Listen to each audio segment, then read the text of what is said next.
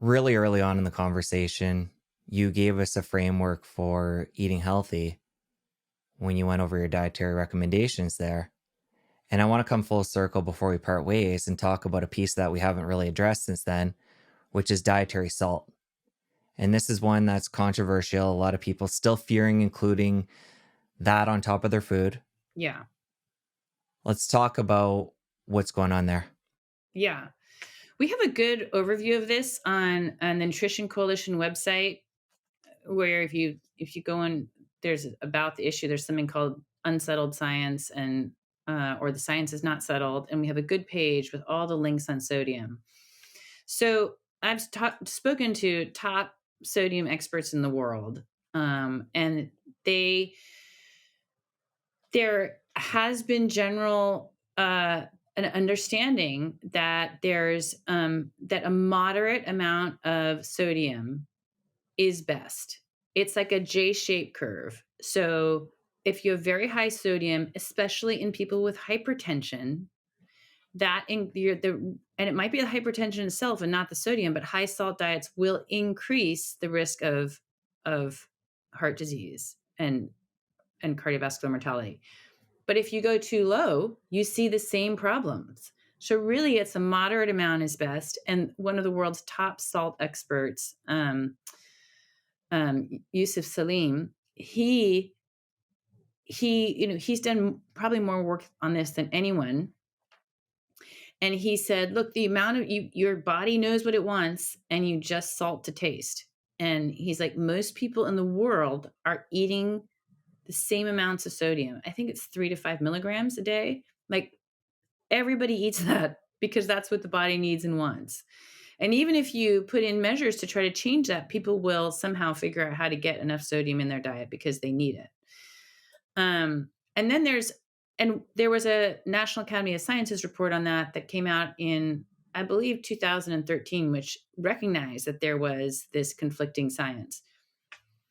But then the folks who are against sodium, which include the spice companies, because they benefit, it's two interests. One are the spice companies that benefit if sodium is low, then foods to taste better need more spices. So there was that commercial interest, but I think probably even more powerful are they're just anti-salt, I would say zealots that are really invested in proving their hypothesis right. And these include some very, very prominent people. So those people got another report by the National Academy of Sciences saying actually lower is better. And that's the finding. The second finding, there was a whole lot of politics and who was on that panel. And Congress tried to intervene to make the panel more balanced. I mean, it's quite a story. But ultimately, is that second National Academy's report that was favored by the USDA Dietary Guideline Committee. And that's why we have lower is better for sodium, even though any effect that is potentially positive is only seen in hypertensive middle-aged adults.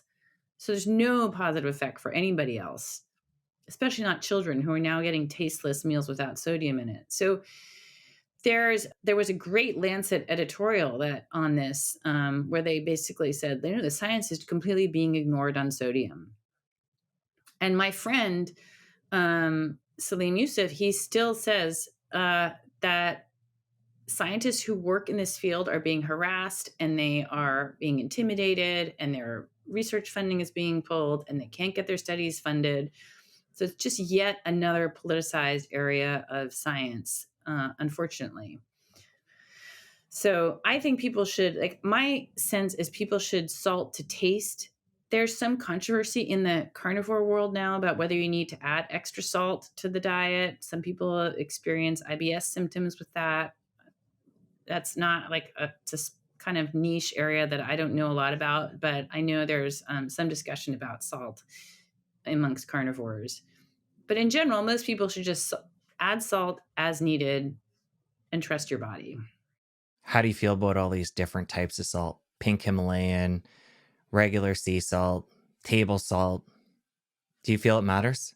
I don't know, and I'm willing to believe that a higher quality salt would be better, but we are starting because people are table salt is iodized and you need iodine in your diet.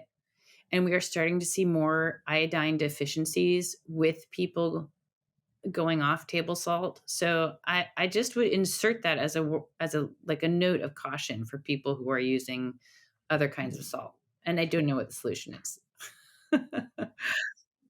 If you enjoyed that clip, you're going to want to head over here and catch a full episode. I'll see you over there. They ignored the trials showing the low-fat diet didn't work. They ignored the trials showing that replacing saturated fat with unsaturated vegetable oils did not have any effect on reducing heart disease or cardiovascular mortality. And that's the way they arrive at the